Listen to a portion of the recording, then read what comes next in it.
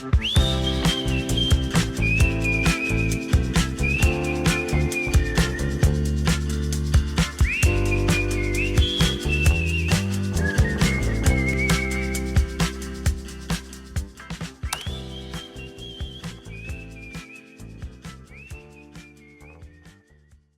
to Calibrate Conversations, a podcast about embracing God's standard for sexuality. I'm your host, Brady Cohn, and joining me today is a very special guest.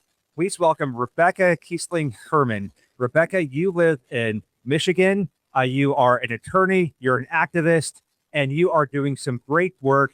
You have a story to tell, and I don't want to tell it for you. I want you to be able to tell your story, and then we will get into how that led you to be such a great activist in protecting human life. So welcome to Calibrate Conversations. Thank you. Well, I was adopted and actually raised in a secular, atheist, Jewish family, although I was sent to 5 years of Hebrew school and I had a bat mitzvah. But I had, struggles with questions of identity, like who am I? Why am I here?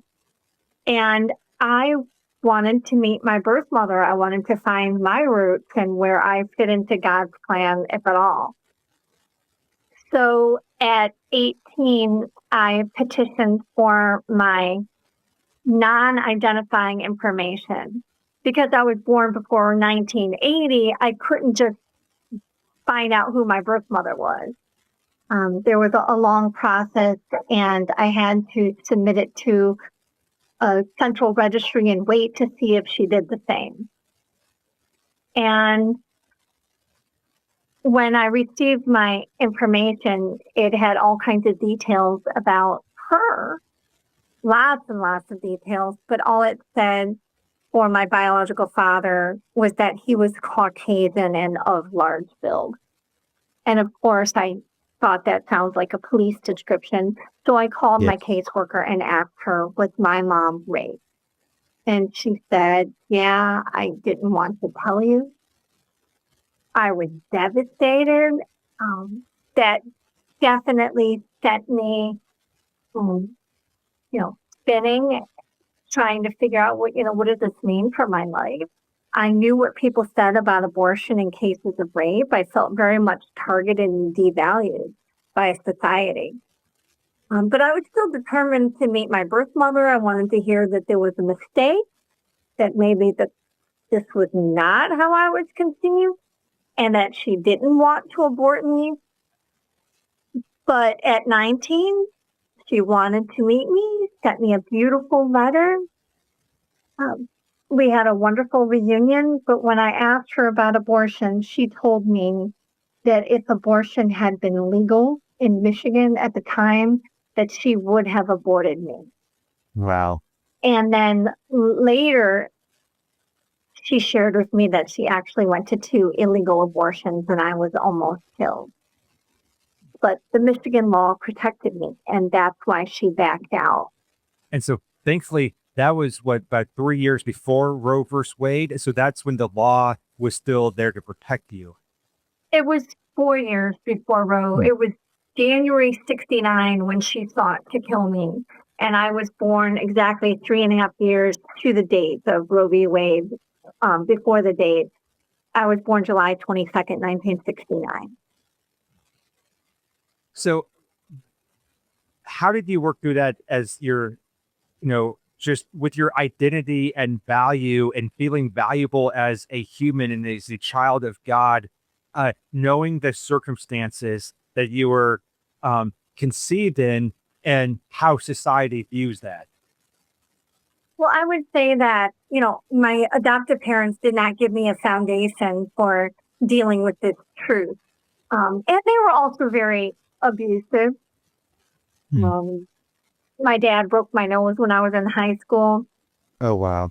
And so, my adoption story was very much infertility centered. There was no sort of big picture worldview that was telling me that God had special plans for my life.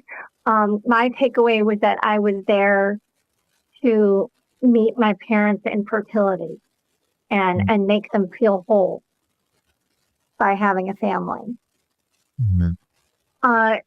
So I kind of determined that I was going to prove my worth to people, that if I could make myself attractive and successful, people would think, oh, look at her, clearly she deserved the chance to be born, clearly she shouldn't have been aborted. But that didn't get me very far. I ended up jumping into relationships because I really just wanted to find someone. I was desperate to find someone who would love me. And I was hoping that I could start my own family and make things right. And I ended up in abusive relationships. I was beat up by a boyfriend I attended law school with. Lost my front tooth. He broke my jaw. And it was after that someone invited me to church. And the first time I was invited to church, I was 15, and at an altar call, I did accept Christ. But after about 9 months, I felt betrayed by my church friends, fell away, although I would pray to God to get me out of whatever situation I got myself into. I believed, but I wasn't living the life. I wasn't bearing fruit. And I would say I was far from God. So, someone invited me back to church, and I immediately gave my heart back over to Christ. And it was through scripture that I began to learn who I am, that, I'm not a child of a rapist. I'm a child of God, that the rapist did not create me. God created me in his image, not the rapist image. And he created me for a purpose, which was for good and not for evil, and definitely not for the purpose of being aborted, which somebody once told me that. A Christian once told me that. Yeah, we have so many just misconceptions, and we stigmatize people so much. And I love that you are made in the image of God, not in the image of the rapist. And so that was able to inform your identity and help you build a healthy identity on who God says that you are. Absolutely. And then, I felt a strong sense of purpose because my life had been spared. I had been protected. And I feel like the most selfish thing I could do would be to not look back, to want to save others. And, I feel a sense of obligation to, sort of pay it forward. And, there's nothing that's extra special about me more than others that says that I deserve to be born and all these others didn't. And I know that they're just as deserving. And so I do what I can to try to help rape victims who are pregnant. As an attorney, I represent them pro bono. I have a global organization, a Christian organization called Save the One, with a network of over 1,300 of us who were conceived in rape and mothers who became pregnant by rape. And then we also have hundreds who were told by doctors to abort. Wow, So that through is our amazing. personal We'll story, link that in the show notes and on all of the social media, so you'll connect with your organization. Where do you come up with Save the One? What meaning does that name have? it actually has a dual meaning. Sadly, in the pro-life movement in the United States, the majority voice of pro-life leaders is that you save the 99 in exchange for the one. Mm-hmm. And they accept the rape exception. They endorse rape exception politicians. So that's why we have rape exception legislation being introduced. I'm from Michigan, where we had never had a rape exception in a single law, because Right to Life in Michigan said, we don't play that game. We're not going to engage in child sacrifice, because that's what it is when you throw the child conceived in rape onto the altar. That's child sacrifice. And Jesus said, see that you do not despise any of these little ones. For I tell you, their angels in heaven always look upon the face of my Father in heaven. And he goes into the whole parable of the lost sheep. And he explains how the good shepherd leaves the 99 to save the one. And he explains the point of that parable. And he says, for in the same way, your Father in heaven is not willing that any of these little ones should perish, and neither should we. So in context, he was talking about the little ones who are despised, who are at risk of being killed. And if he's not willing, why should any Christian be willing? Yes. And so, unfortunately, much of the pro-life movement has compromised on that. And then what that compromise and making those exceptions is just teaching the world is it's building that stigma of like, well, those babies are less valuable. Those babies are expendable. And that actually adds to the stigma and to the just dehumanizing children conceived in rape when they say, well, we want to protect all babies except for those. And what a horrible way of viewing God's creation. As you've walked alongside now, you have this network of hundreds of people who are conceived in rape. Now, I'd be curious. I wouldn't imagine that any of them would say, "Oh yeah, I wish that my mom had aborted me," right? Like, and I always hear that, especially from the more pro-abort side. It's like, well, no one would want to be born into circumstances in which they're unwanted or whatever. But it's like I never then actually hear that from people who are alive saying, "Oh, my circumstances were hard, so I wish that my mom had aborted me." It's like, no, like that's just not the case. Maybe those people are out there, but I certainly never hear of those people. Yeah. And there's a lot of women in our organization who had abortions, either forced abortions, because rapists and child molesters love abortion. Sex traffickers love abortion. Absolutely. And they deeply regret it. And they talk about how it was more violence in their body, which just further traumatized them. And, why would anyone think that more violence brings healing? It does not. That's the last thing that a rape victim needs is more violence, and then to have to add that next layer of just regret and pain onto their life. Mm-hmm. And we get called things like rapist child, monstrous child. Do you know how painful that is for these rape victims? And by the way, rape victims have half the rate of abortion as the average unplanned pregnancy.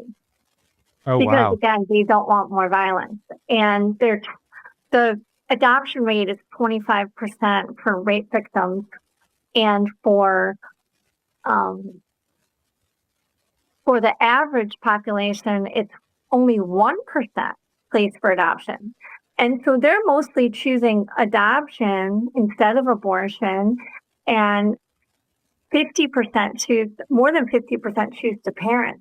And they grieve deeply every time they hear someone call their child the rapist child.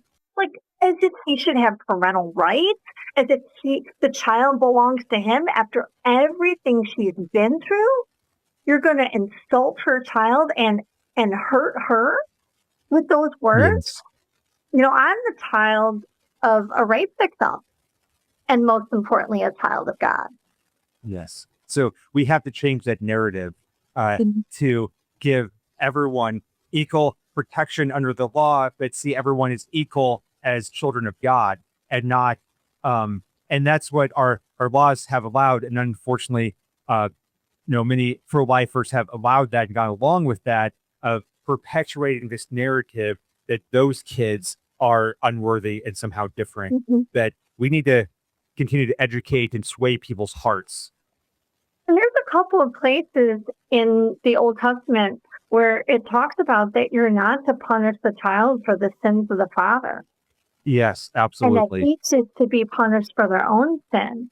And interestingly, the U.S. Supreme Court in Coker v. Georgia, I'm an attorney, so I'll get all legal on you. In Coker v. Georgia, the U.S. Supreme Court said that rapists don't deserve the death penalty. And the second case of Kennedy v. Louisiana, they said that even for child molesters, it is cruel and unusual punishment. So then how does the innocent child deserve to die for his crime? Absolutely. Yes. Yes. I think that this would be a good moment to pause, and I want to play a video. This video is how I first found you. Thankfully, the algorithm gods online popped this into my news feed, and when I watched, it's like, this is one of the most remarkable responses to this issue I've ever seen. And so you do public advocacy, and this clip was from one of your speaking engagements. So I want to play this as an example of what it looks like to respond with grace and logic, and in a way that actually did sway someone's heart. So let's watch this, and then we'll dissect it a little bit. So how did I deserve to die for the crime of the man who raped my mother? Speechless. How did you deserve to die? You're right there. I'm confused. That's because the law protected me. I was born exactly 3.5 years to the date of Roe v. Wade. My birth mother went to 2 illegal abortions, and I was almost killed, but she backed out because of the law and fear for her own safety. She told me if it had been legal, she absolutely would have aborted me. And 6 years later, she changed her mind about abortion, like many women do. But I literally owe my birth to the law, which protected me. So I'm asking you, how did I deserve to die for the crime of the man who raped my mother? Well, at that point in time, you were still, in your mother's belly, and she had all control over you because you're a part of her body. And if she wanted you removed, that's her choice. I'm glad that you're here today. Like, you survived. Congratulations. But it's still her choice. And it doesn't matter about if there was a law there to save you. Like, if she wanted to, she could have. And that's it. So I value you as a person, and I can tell you I'm so glad you're here, honestly, and I'm so glad you're alive. I'm so glad you were born. But what I'm hearing you say is that if you had your way, I'd be dead right now. Because my birth mother's choice, her choice was to kill me. And the law protected me. And the question is, did I deserve the protection I received? Fuck yeah. Thank you.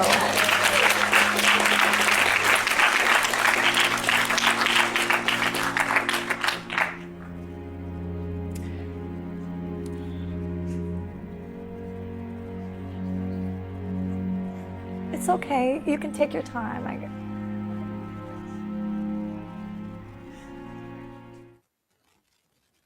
All right. What a remarkable exchange, in your composure and your grace and your clarity. But you made it so clear that you are alive because the law protected you. And we need laws to protect every single human life without exception. 14th Amendment equal protection is that we shouldn't have laws that protect some but not others. And then that's biblical. The Bible tells us, Old Testament, not to pass laws that show partiality, that protect some people but not others. And so you are on the forefront of being an advocate for that 1% that we've been willing to compromise on, that we shouldn't be compromising on. Yeah. Let me ask you this. How can we support rape victims? I feel like so many times, because of this cultural narrative, I can't imagine what it's like to be in their shoes. Obviously, I've never been in their shoes. I had, some sexual abuse in my past, but it wasn't, that because I'm, a guy. But I can't imagine what it's like to be in those shoes. But I feel like there's so much cultural pressure that most women would feel this cultural pressure, like, oh, I should get an abortion because, that's what society expects. But it was refreshing for you to say that many of them are choosing adoption instead of abortion. But how can we support them? How can we walk alongside them, love them, encourage them, and value the life that is, growing inside of them? Well, if you happen to know somebody who becomes pregnant by rape, I have advice on our website, Save the One. We have a blog, and I have a blog that is, if you search Rebecca Kiessling advice for clergy, you'll find it. And it's Cool. We'll put that in our notes, and so people Okay. can find it on YouTube on the link below. It's all scripture based. And people might think, well, that's really obscure. When am I going to meet somebody like that? Well, it's a lot more prevalent than you would think. The number of women who are raped is just sky high, and it just keeps growing. 1 in 3 women will be raped. College students will be raped before they graduate from college.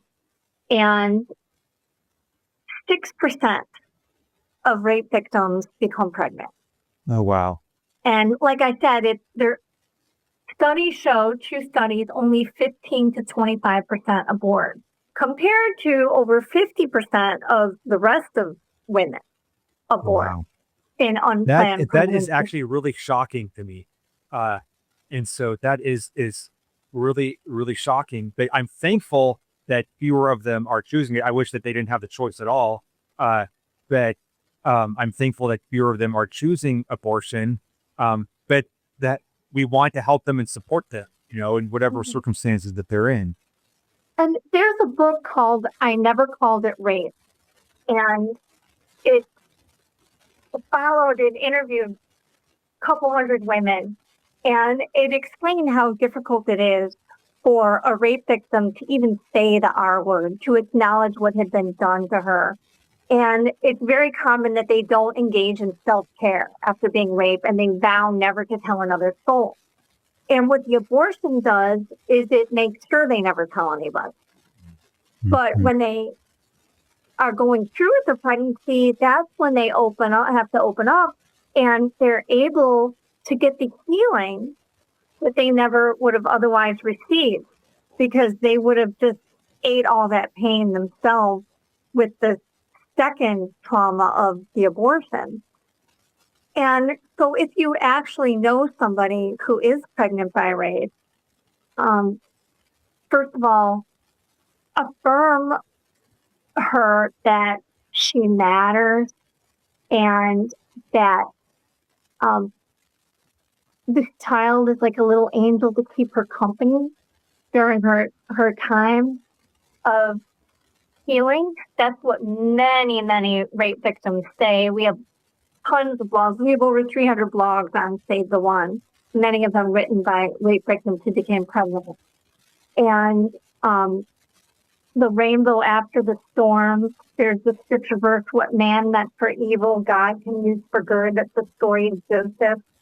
And we affirm that she is capable of great love, and that she will make an awesome mother to this child, and that the child is not a horrible reminder, but a reminder that God can bring beauty from ashes. And then, walk her through. Sadly, we have a couple of blogs written by women who were told by clergy to abort. Actually, 3 of them women wrote blogs, and they were told by clergy to abort. One of them even took her to get the morning after pill. And as a Christian, the woman herself decided not to, because she knew that there could have been conception already. And, she was pregnant and did end up having the baby. So it's very important that if you're a Christian and especially a seer, to reaffirm who that child is and that God has special plans for that child's life and for her life. And, God didn't cause the evil, but He can make good things happen out of evil. And again, He trades beauty for ashes.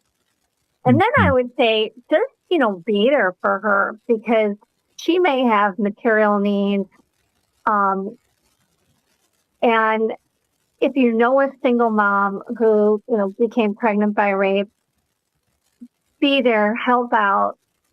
Some of them, they're not going to have the opportunity to have a college fund for their child. Just help out in any way you can. A lot of physical needs that we can help with. And most of them try to, keep the rapists out of their lives. And I've worked hard on the Rape Survivor Child Custody Act. I'm behind that law. Yes. And so tell us about that, because you really do a lot of advocacy to make sure that the rape victim is protected from the rapist. And part of that is making sure that the rapist doesn't have parental rights. And so what does that part of your advocacy look like? Well, Obama signed our law, the Rape Survivor Child Custody Act, which gives an incentive to states to pass the law. They'll get more funds for rape victim advocacy. I've represented numerous women to terminate parental rights of rapists pro bono. If they're not in Michigan, I help find an attorney from another state oftentimes, or I help them to lobby. I teach them how to try to get this law passed in their state. Right now, it's going through the state of California and got passed unanimously in committee in both the essentially their House and their Senate. And I coach them what to do to be able to get this law introduced. So, and anybody can help advocate for that. You don't have to be someone who became pregnant by rape. Yeah. And I feel like it's something where, a lot of people listening might say, it's like, oh, I've never known someone who, got pregnant by rape. It's like, well, you probably just didn't know that was how they got pregnant. And so we shouldn't wait until that situation just falls in our lap. We need to be, ready and changing the narrative and doing what we can to help any, victims, and be an advocate for protecting life. And we can do that if we, even if we don't personally know someone's circumstances right now. And when have a voice of compassion and grace and kindness and valuing life, that probably makes it more likely that those people in those circumstances will come to us when they see that we are already a voice that is valuing life and will love them and protect them and help them in whichever ways that we can. That's absolutely true, because oftentimes all the voices of people immediately surrounding them are telling them, abort, abort, abort. You couldn't possibly love this child. And so when they see, like on social media, that one of their friends, maybe their friend from high school, cares about this issue, that's who they reach out to, because they know that that's a safe person who can actually help them. Well, a lot of these rape victims choose to try to keep the rapist out of their life as much as possible, and oftentimes don't even tell him about the pregnancy. And so, offering to babysit for her child is something that you can do. Give her a night filling the out. gap. It's like these kids, they need a father figure in their life. They need Christians. They need people loving them and investing in them. And, we know that this isn't God's ideal in how to start a family. And so we as Christians need to fill those gaps that are created by someone's sin. Just as if the father was in prison or just out of the picture for any reason, there are so many kids who need good, loving grandparent or parental type people in their life. And so we as the church need to step in and fill those gaps and be those people. And there's some women who don't have family that's either alive or who support them or who are in state. And so offering to have them come over for the holidays is huge. My children were raised where we would have guests for the holidays regularly. My kids would say it wasn't a holiday if we didn't have guests, and I had 5 children. And we would always invite people who didn't have family who was local and single moms. And that's a way that you have a chance to model a family, a godly family, when they see at the holidays everyone praying together and everyone coming together. Yes. And that's just the life that God calls us to as Christians, bearing one another's burdens. All right, we are running out of time. Do you have any closing thoughts? What are some steps that people can take to be an advocate for the preborn? We need to advocate for laws that give them, equal protection along with every other child that deserves to be protected. What are resources? You've already talked about your website, Save the One. We will link that in the show notes. What are some closing thoughts or encouragement that you can leave us with? Well, there are a lot of websites you can follow and figures in the pro-life movement like Abby Johnson, Lila Rose, Live Action, Students for Life of America, and then there were none, which is to help get people out of the abortion industry. Yes. But I want to talk about just the video, because I saw the comments that people had in that video, and it's important to focus on trying to win hearts, not arguments. And there's a lot of people who want to learn how to debate. They want to debate people online, but it's very important to try to focus on winning hearts. Yes. And you gave us a great example of doing that. And be patient and, use the speaker listener technique like I did, where you said, what I'm hearing you say is, and you give them an opportunity to respond.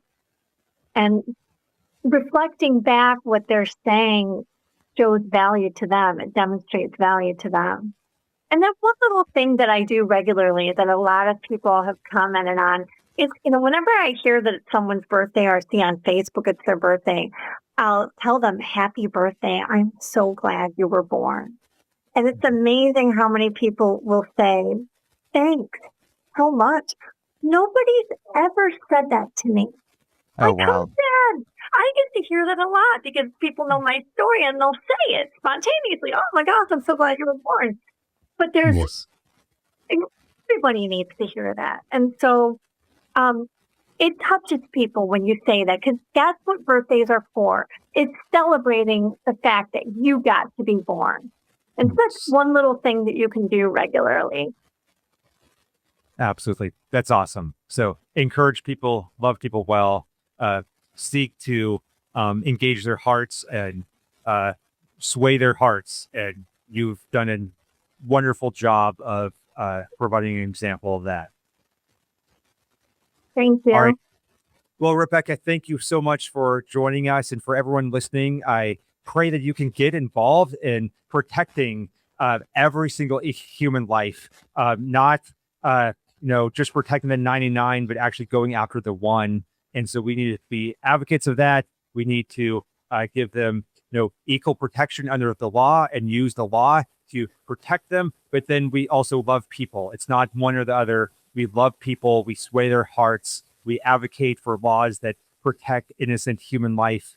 And we do what we can as Christians to bear one another's burdens, to love all people. And so I hope that today is a reminder of the calling we have from Christ to do that. So go to savetheone.com for more resources from Rebecca and get involved. Help change the narrative. Help the world see that every human life is precious and made in the image of God and worth protecting.